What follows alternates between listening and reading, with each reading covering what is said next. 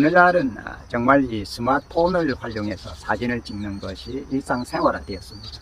그리고 이 스마트폰의 사진을 촬영함으로써 내가 촬영한 사진을 다른 사람에게 바로 공유하고 즉 보낼 수 있는 그런 어떤 역할이 아주 쉽사리 일어날 수 있기 때문에 스마트폰을 이용한 사진은 우리의 일상생활이 되었습니다. 오늘은 사진을 촬영하는 데 있어서 어떤 내용의 사진을 촬영할 것인가에 대해서 말씀을 드리겠습니다. 우리는 사진 하면은 있는 그대로를 담아낸다. 그래서 우리는 보통 사진을 찍는다 그럽니다. 찍는다는 것은 우리 백돌 공장에서 백돌을 찍어내듯 한다는 그런 의미가 담겨 있습니다. 찍어냅니다. 그리고 붕어빵을 구워내듯이 붕어빵을 찍어내듯이 똑같은 모습을 그대로 담아내는 것처럼 그래서 사진을 찍는다 이렇게 얘기를 하는 것이 아닌가 이리 싶습니다.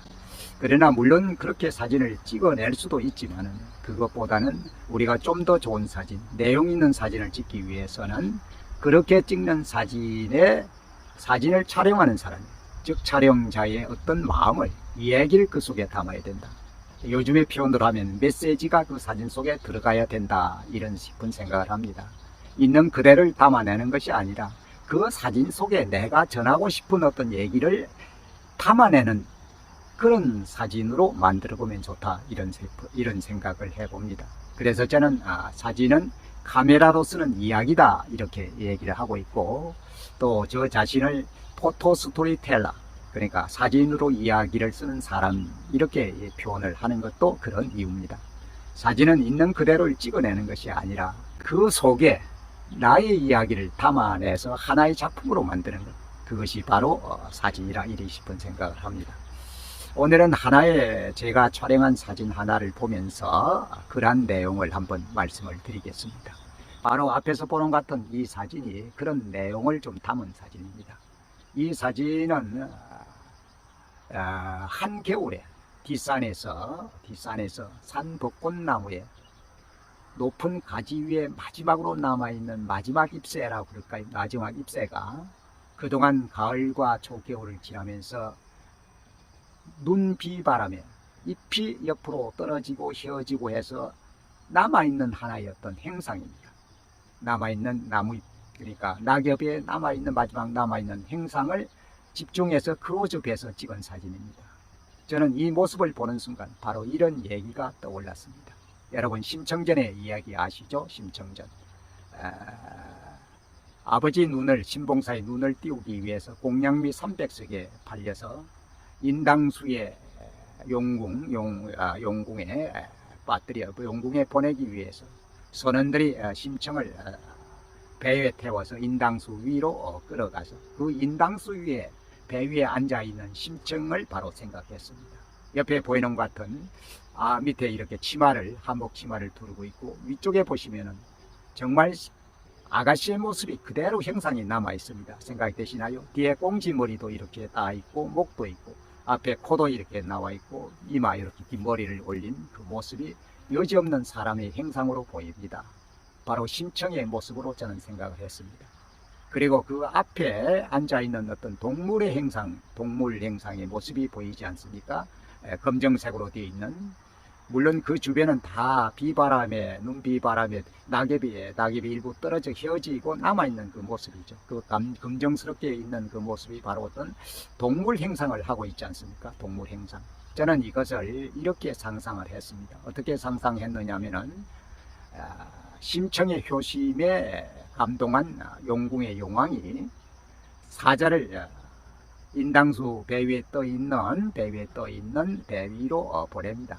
그 동물 행성의 모습이 용왕이 보낸 사자라고 저는 생각을 했습니다. 배 위에 올라와서 아버지의 눈을 뜨기 위해서 기도하고 있는 아니면 좀 근심스럽게 앉아있는 심청에게 다가가서 심청에게 얘기를 하는 모습입니다. 이마에 다정스럽게 뽀뽀를 하면서 이렇게 얘기하는 것으로 저는 생각을 해보았습니다. 즉 상상을 했습니다. 야 심청아 너무 걱정하지 말거라. 너의 효심에 감동한 용왕님께서 너에게 좋은 일이 있도록 할 것이라 전혀 걱정하지 말거라. 이렇게 하면서 심청을 위로하는 그런 모습을 저는 상상했습니다. 인당수 위에 배 위에 인당수 물에 빠뜨리기 직전에 앉아있는 심청에게 용궁에서 용왕이 보낸 사자가 올라와서 심청을 위로하는 그런 모습. 한편에 저는 스토리를 썼습니다. 바로 이 자그만 남아있는 낙엽의 작은 형상에서 바로 심청전의 이야기와 저의 상상을 이곳에 불어넣은 것입니다. 한편의 얘기가 전개된 것입니다. 그래서 이것처럼 우리는 어떤 사물을 보고 사진을 촬영을 하면 그 속에 내가 쓰고자 하는, 내가 전하고자 하는 어떤 얘기를 쓴다면 그것이 바로 스토리가 되지 않느냐 생각합니다. 그래서 저는 사진은 카메라로 쓰는 이야기다 이렇게 얘기하는 이유입니다. 그래서 저를 이렇게 부릅니다. 포토 스토리텔러라고 부릅니다. 포토 스토리텔러. 사진으로 이야기를 쓰는 사람이다 이렇게 얘기를 합니다. 포토 스토리텔러. 이제 이해가 되시죠? 그래서 저는 어떤 사진을 촬영하면 그 사진 속에 어떤 이야기를 심어주려고 많은 노력을 합니다. 그래서 우리는 사진 하면은 그냥 찍는다고 이렇게 표현을 많이 합니다. 찍는다는 것은 뭐죠? 우리 백돌 공장에서 똑같은 백돌을 찍어내는 것과 똑같다는 그런 의미로 받아들이십니다. 그래서 저는 사진을 찍는다고 하기보다는 사진을 만든다 이렇게 표현하려고 노력을 합니다. 그 이유는 그대로를 찍어내는 것이 아니라 그 속에 카메라의 렌즈를 통해서 촬영한 사진 속에 나의 의미를 담아서 새로운 이야기를 그 속에 심어가는 것이 사진이다 이렇게 얘기를 하는 것입니다. 바로 앞에서 보여드린 것과 같은 그러한 아주 소소한 어떤 모습이지만 한편의 심청전의 이야기에 상상을 불어넣어서 한편의 이야기를 쓴 것과 똑같습니다. 그럼 우리는 꼭 좋은 곳에 가서, 먼 곳에 가서 이쁜 장면을, 풍광을 찍으려고 노력할 필요도 있겠지만 우리 주변에서 유심히 살펴보면 정말 자연이 우리에게 준 어떤 행상에서 정말 한편의 이야기가 담겨져 있는 그런 모습을 쉽게 발견할 수 있습니다. 그래서 우리는 스마트폰 카메라를 늘 가지고 다니기 때문에 좀 더 주변을 주의 깊게 살펴보고 좀 더 집중해서 보면, 크로즈업에서 보면 이러한 행상의 모습에서 새로운 이야기를 쓴 한 편의 사진을 촬영할 수 있을 것입니다. 그러나 처음에는 쉽지 않겠지만 그런 마음으로 스마트폰 카메라를 사용한다 그러면 정말 멋진 사진을 우리 주변에서 촬영할 수 있을 것입니다.